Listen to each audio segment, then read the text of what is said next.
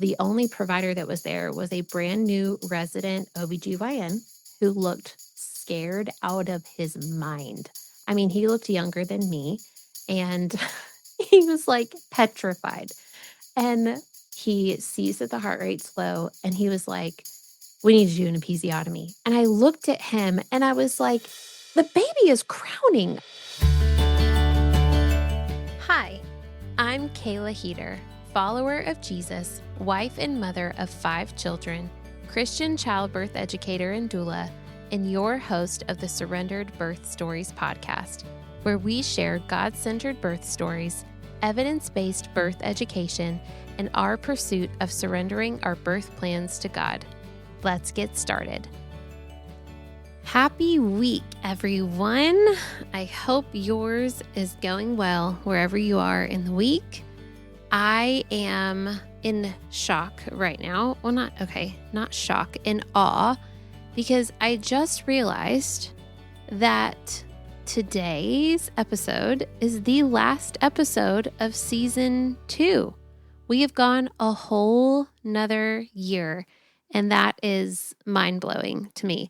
I have to admit, life has caught up with me a little bit lately, just between, kids and pregnancy and clients and the house and us still not having another car. Life. It's just life. And it's been a lot. But as I was sitting down to record this week's intro, I realized this is it for season 2. Next week, we start season 3 of the Surrendered Birth Stories podcast, and I can hardly believe it. Labor Day will be our 2-year anniversary of this show, and that's just amazing to me. I'm just feeling so blessed.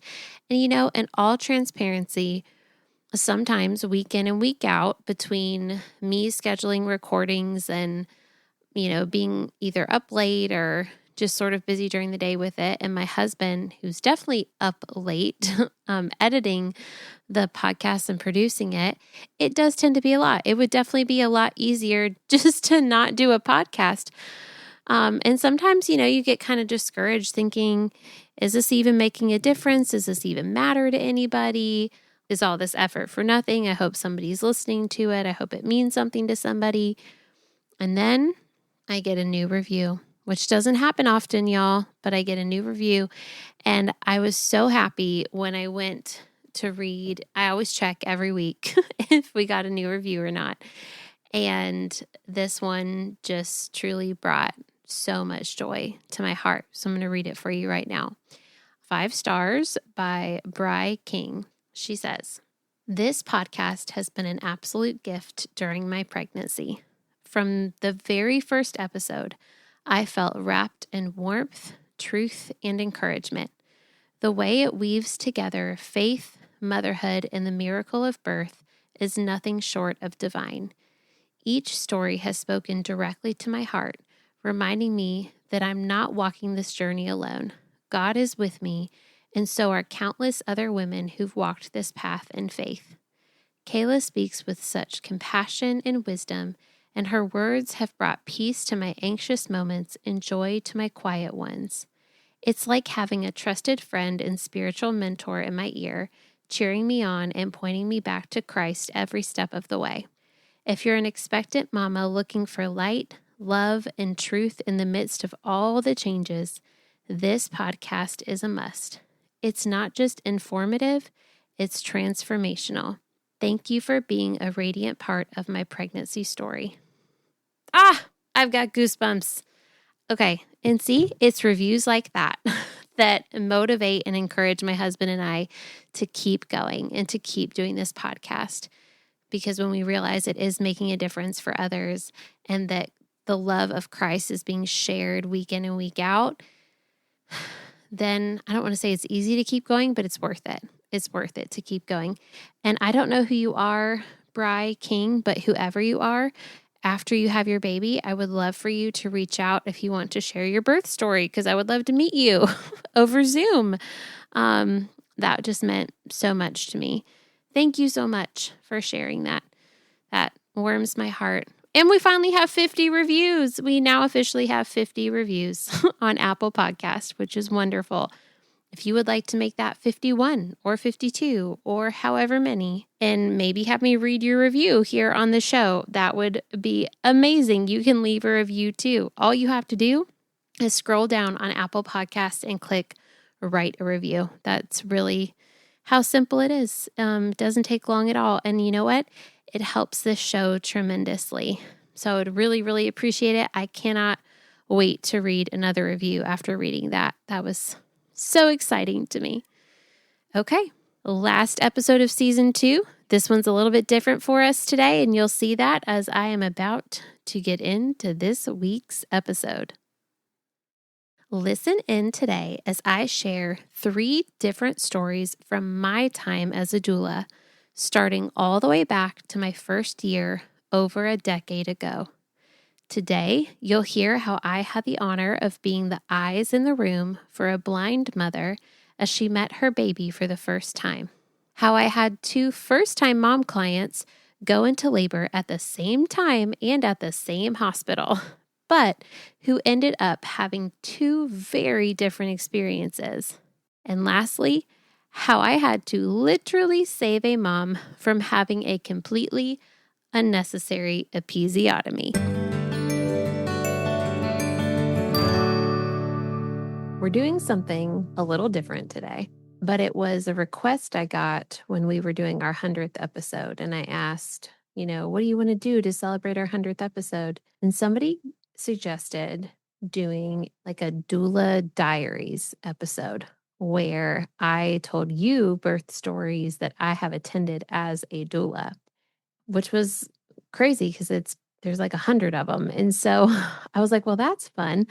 So I was looking through all of my notes over the past, 10 plus years of births and looking at all these different stories and had a much, much harder time choosing a few to share with you. So this might turn into like a series where we do it like once a quarter or something, a doula diaries episode, once every few months.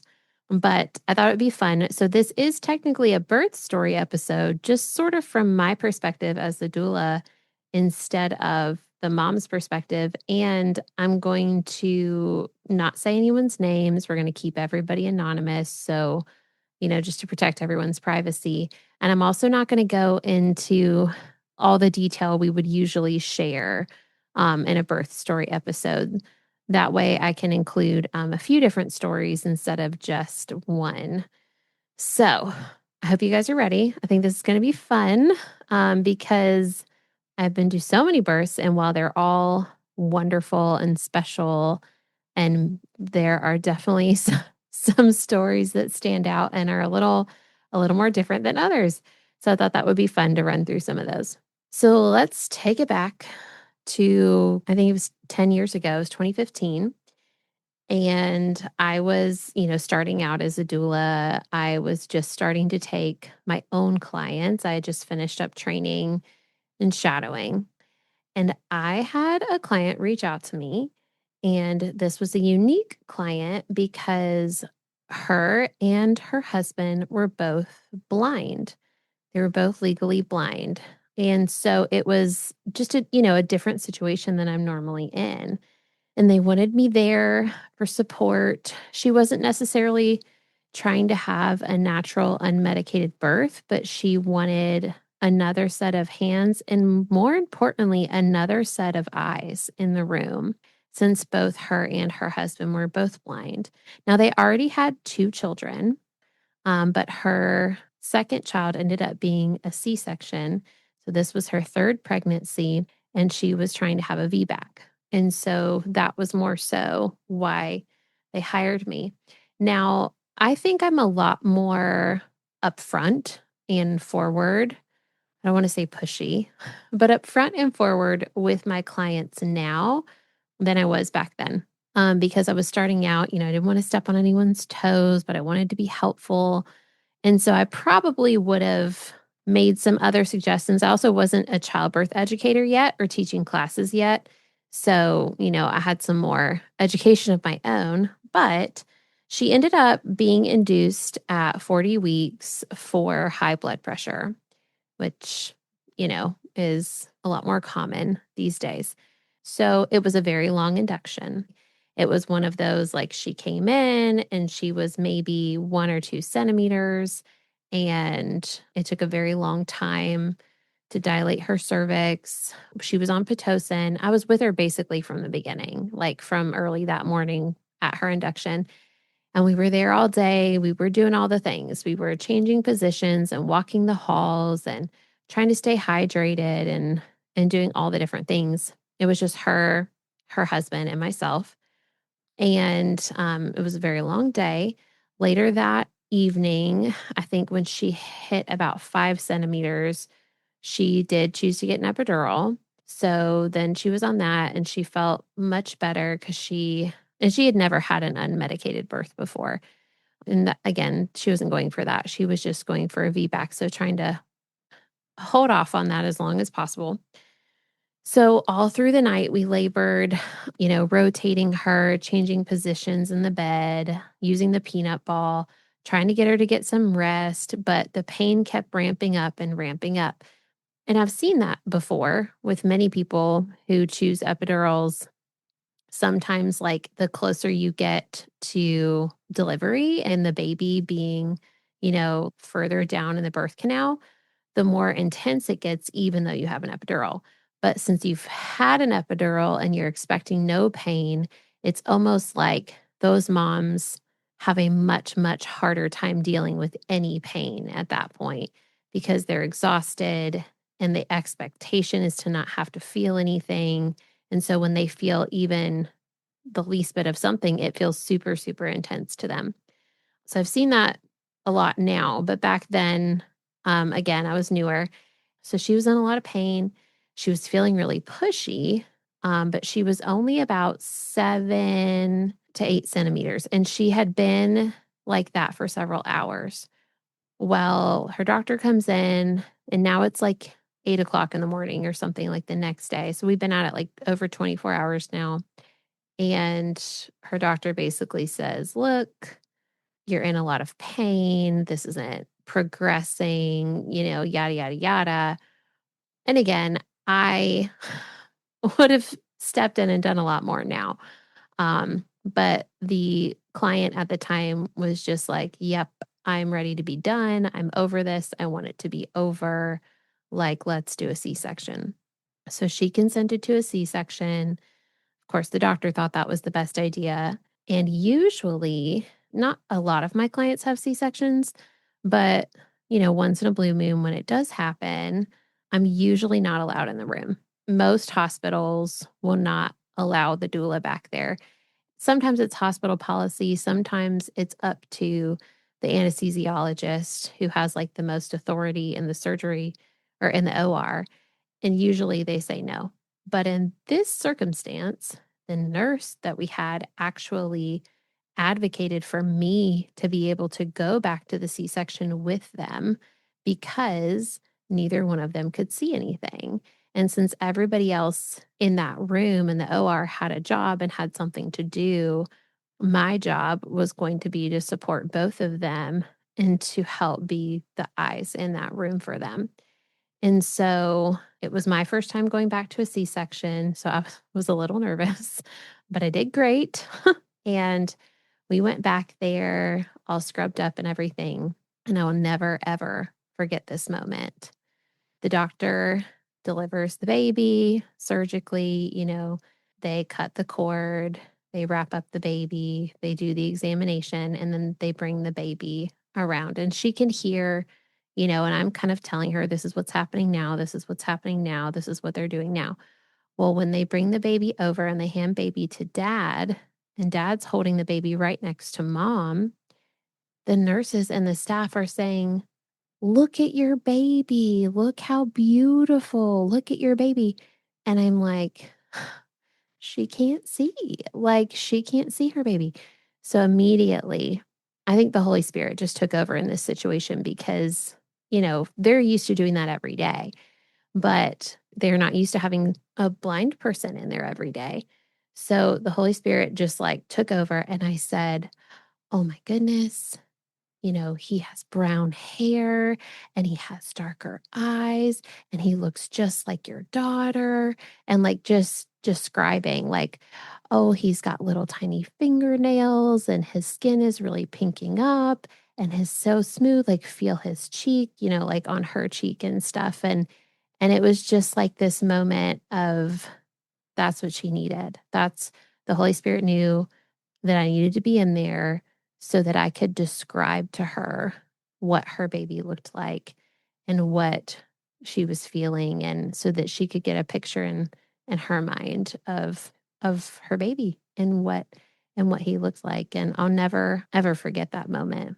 It was one of the most special times for me as a doula, just being able to not just be supportive on like a practical level, but to be able to be their eyes in that moment. And I've never forgotten it. And I never will. So, moving on to another birth story. This was, again, probably in my first year or so, maybe my second year. I'd have to go back and look at the dates, but I was, had my own clients, all the things. It was September, beautiful time. I was actually at a wedding and I get a text from a client and she says, "Hey, I think labor's starting. I feel a little bit crampy.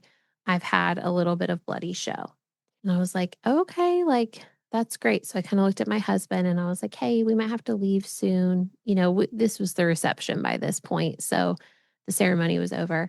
And I was like, "Just so you know, because I might be going to a birth tonight." She was a first time mom. And so as we ended up getting to stay for the rest of the wedding. As we are walking out, I get a text that said, "Hey, my water just broke." I thought it was from my client who had already texted me that evening. Turns out it was from another client. And I was like, "Oh, no." "Oh, no, you can't both be in labor at the same time. I can't. No, what are we going to do?" And of course, as a doula, you have backup doulas who can help you, but they were both first time moms. And so I didn't know how this was going to play out. Now, praise the Lord, they were both going to the same hospital. So that was helpful. But what was really funny is, so then, like, I get home, I'm getting dressed, I'm getting ready, packing my bags, making coffee because it's probably like 11 or 12 at this point at night. And and my other client texted me and she said, "Hey," this is the first girl. She said, "Hey, my water just broke. I'm heading to the hospital." And my other client had already told me, "I'm heading to the hospital because she was group B positive. She was following hospital policy. They wanted her there right after her water broke, blah, blah, blah, blah, blah." Like, the whole game. And so both of these moms were headed to the hospital. Now, one of them was having contractions, the other one was not. She was just simply going because her water broke. And I was like, wow, we're about to see how this plays out. So I get to the hospital and I kid you not, the waiting room for, triage is completely full. And both of my moms of my clients who don't know each other at all are sitting right next to each other, like their chairs are touching in the waiting room. And so when I come over, they both look up at me and they both are like, "Hey." And then they look at each other like, "Wait, what? You know her? What's going on?" And I just bent down and I put both of my hands, like one on each of their legs, and I said, "Hey guys, I'm here for both of you this evening." I said, "You both texted me around the same time. Your waters broke around the same time. And I'm here for both of you. And we're going to see how this goes."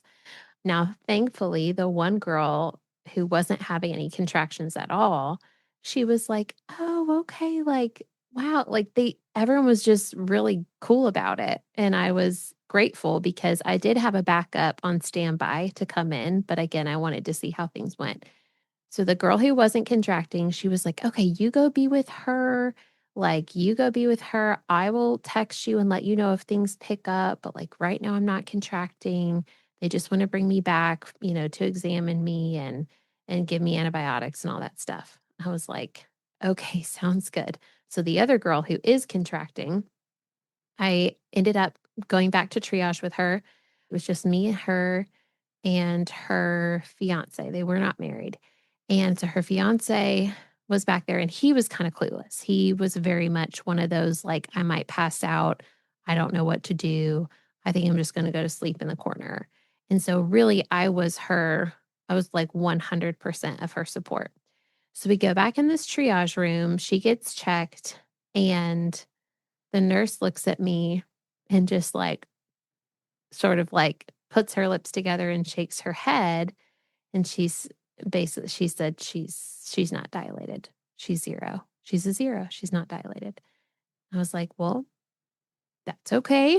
Like, she's a first time mom. Kind of would have expected that. But she's definitely laboring. Like, she's definitely having contractions. So the nurse leaves and she's like, well, since her water's broken, they will admit her, but we don't have a room right now. And so she's just going to have to stay in triage until a room opens up. I said, okay. And so nurse leaves. I'm there with the mom. And it's about 1 a.m. when all this happens, that she gets checked. It's 1 o'clock in the morning. So from 1 to 2 a.m., I am with this mom, and I can tell she is like laboring hard, like in hard labor. And she is moaning through contractions and breathing through contractions. And I'm putting counter pressure on her back. Her back was really hurting.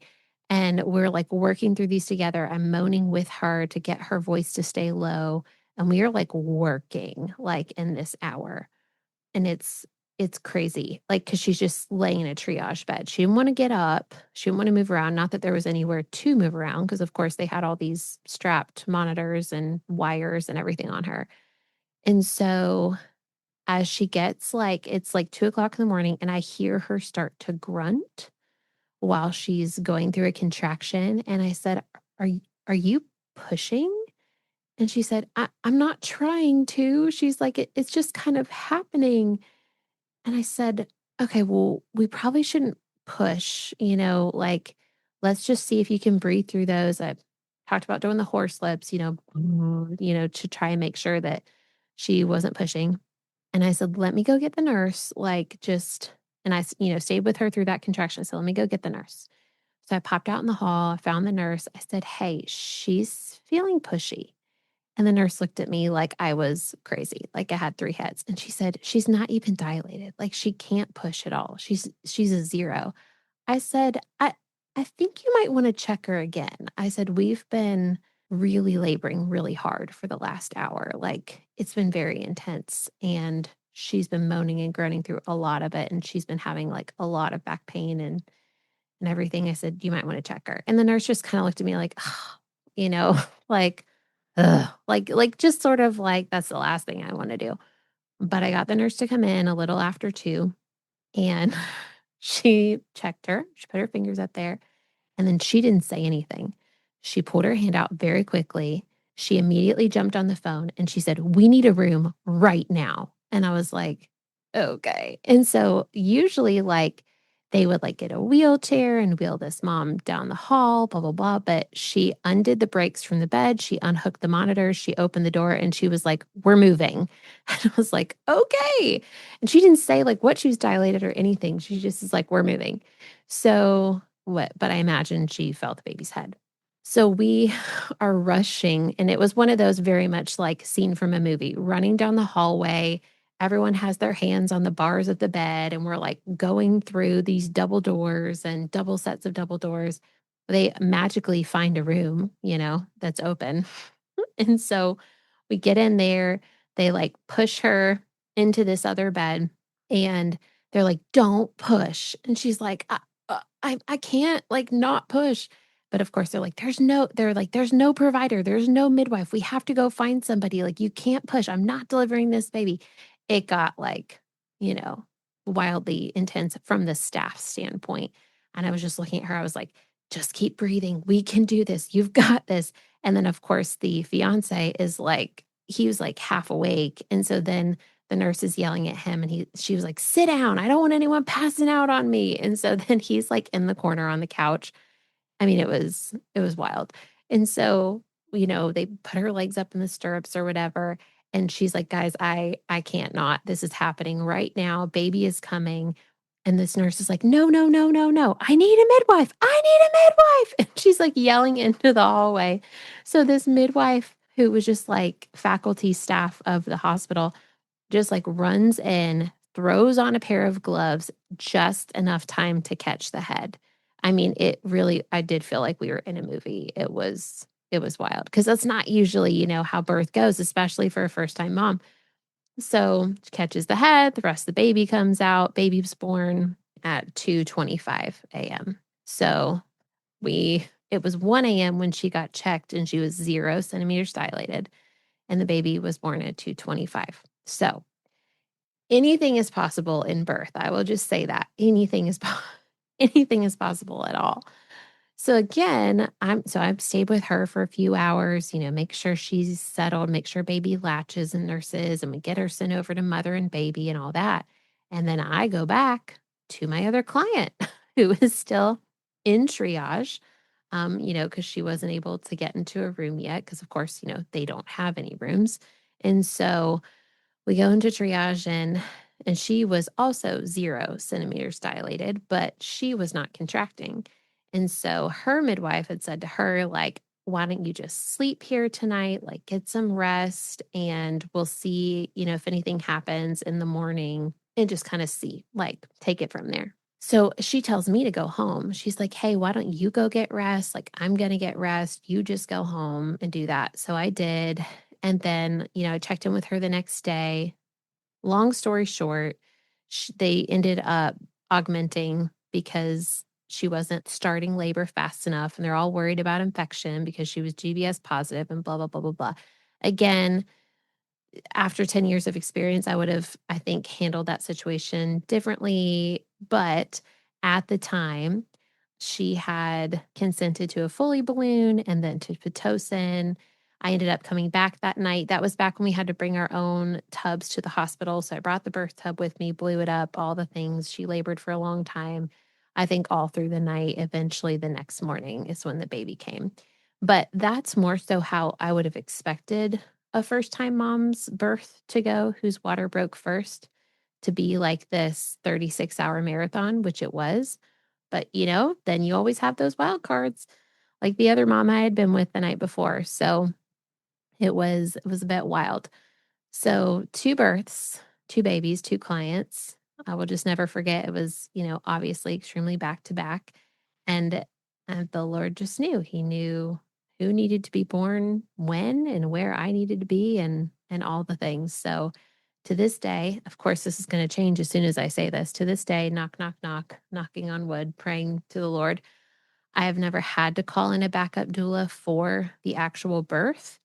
Um, but I have had some pretty close calls like that. I've definitely had 3 or 4 sets of like back-to-back moms where they're both in labor at the same time, and I ended up going to one, right after the other. Anyways, all right, I've got one more story for you today.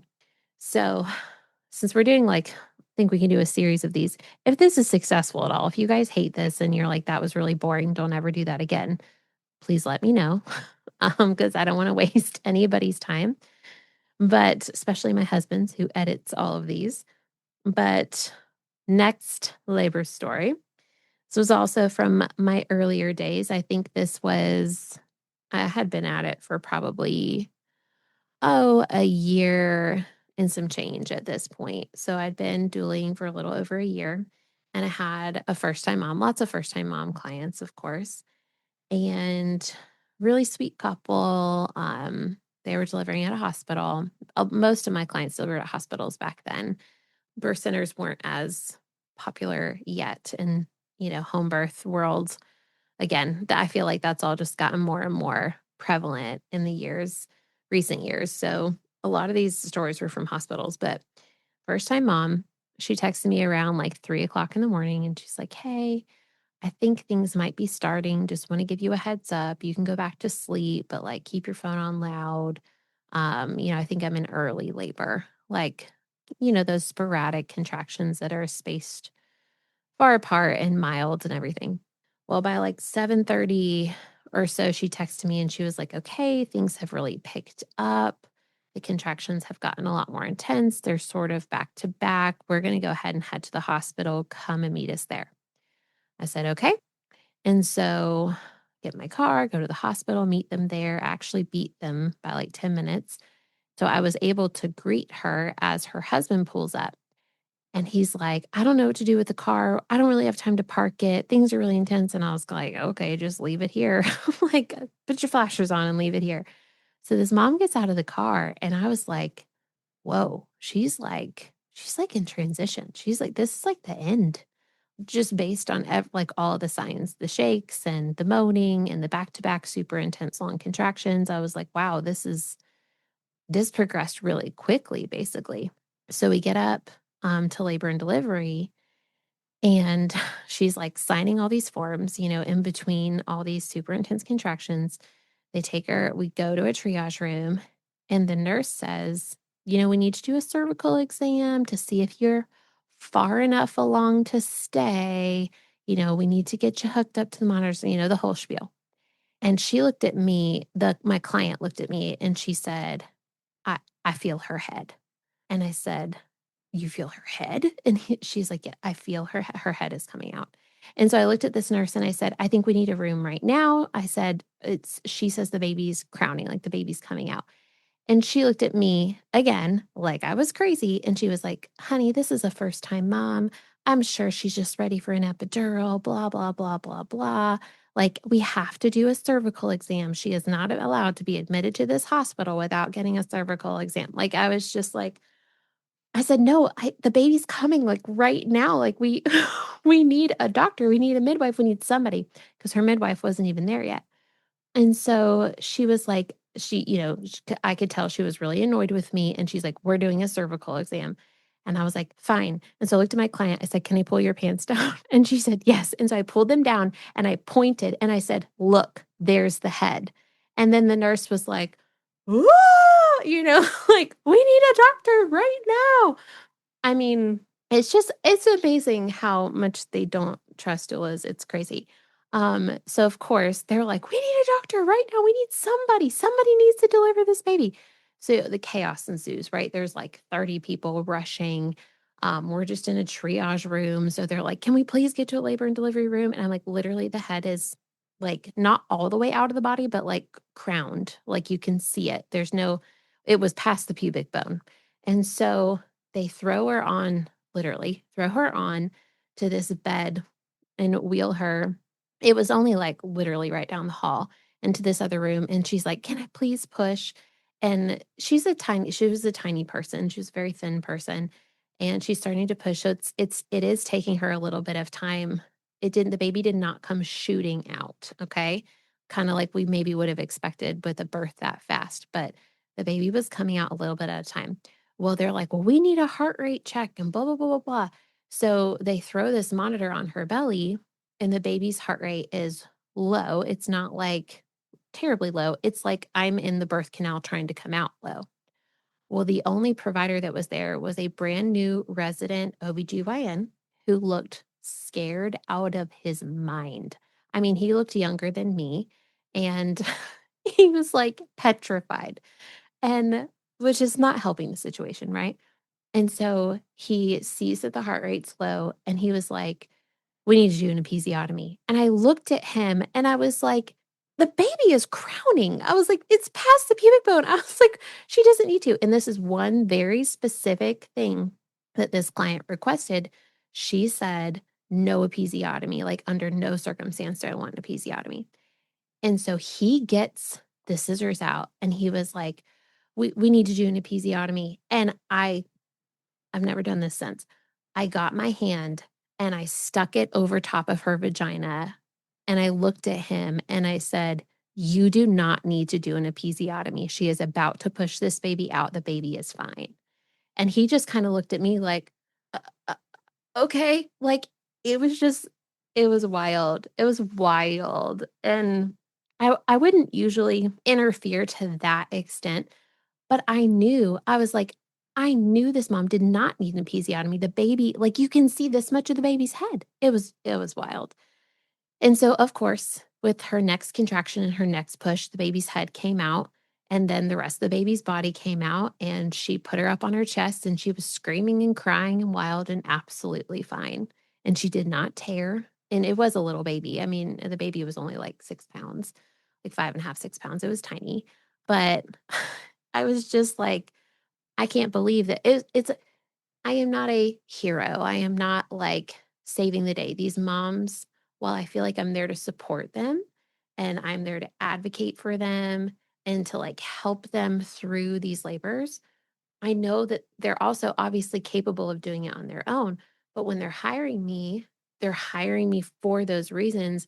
And so had I not been there, I mean, that doctor would have like snatched her perineum wide open completely unnecessarily. And she would have had a scar and super prolonged healing and all the things. And so I'll just never forget that I stuck my hand right over top of her. I didn't touch her vagina, but my hand was blocking him from being able to use the scalpel and the scissors. So anyways, that's what I did.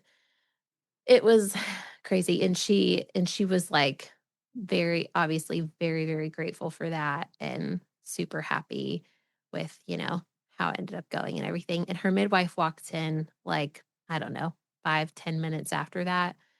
It was a wild ride. Every once in a while, I do have a first time mom with a fast birth. Like, usually it's the long ones, usually it's the marathons. Just this past summer, I guess it's still kind of summer, I had multiple first time moms with super long births, like the 70 some hour births or 48 hours, 36 hours, etc. Just like those really long marathons, which is more so what is normal, average, and expected. But every once in a while, you get one of those first time mamas who have those super fast lightning births and it's like hospitals don't know what to do with that. Home birth midwives are just like, okay, put me on FaceTime. I'm on my way. Like, oh, great. Congratulations. Grab a towel. Make sure you cover them up. Like they're so calm and peaceful. Birth center, we've had a few car babies, not personally my babies, but as a doula, I've been with some moms with some car babies and the midwives are on the phone and they're like, okay, sounds like they're doing good. Okay, all right, good job, mama. Okay, we'll see you in like 20-25 minutes. Try, if the placenta starts to come out, like just try and make sure you catch it in something. I mean, just like so calm, right?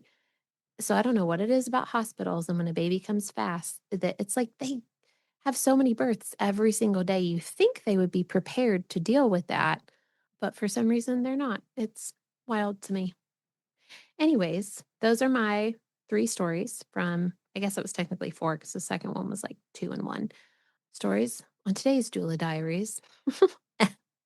And if you like this, if you liked these stories, let me know because I've got lots more stories from doula perspective, and I'm happy to make this a quarterly themed episode if you guys enjoy it. So please let me know. Let me know if you enjoy it. Shoot me a message or do a comment under the Instagram reel post or whatever. Just let me know because I'm happy to share. I love telling stories, and I think, it's very beneficial for especially expecting moms to hear all the different ways that birth can go, which is why this is a birth story podcast.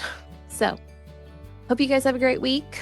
Love you all. And we'll see you next week for a regular birth story interview.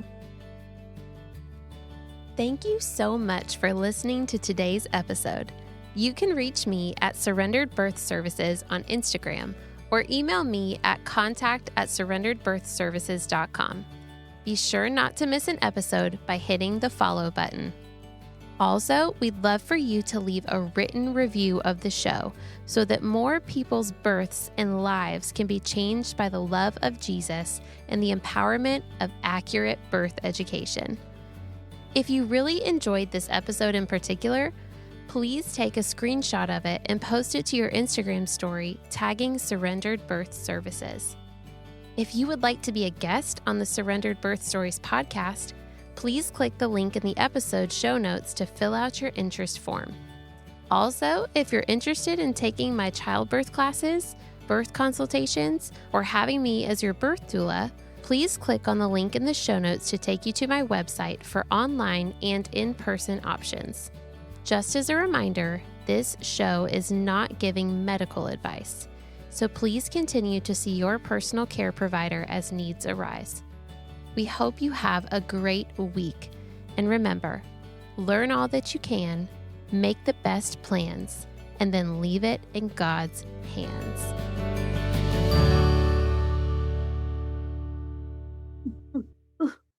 My pregnant belly is not fitting under this table. Okay.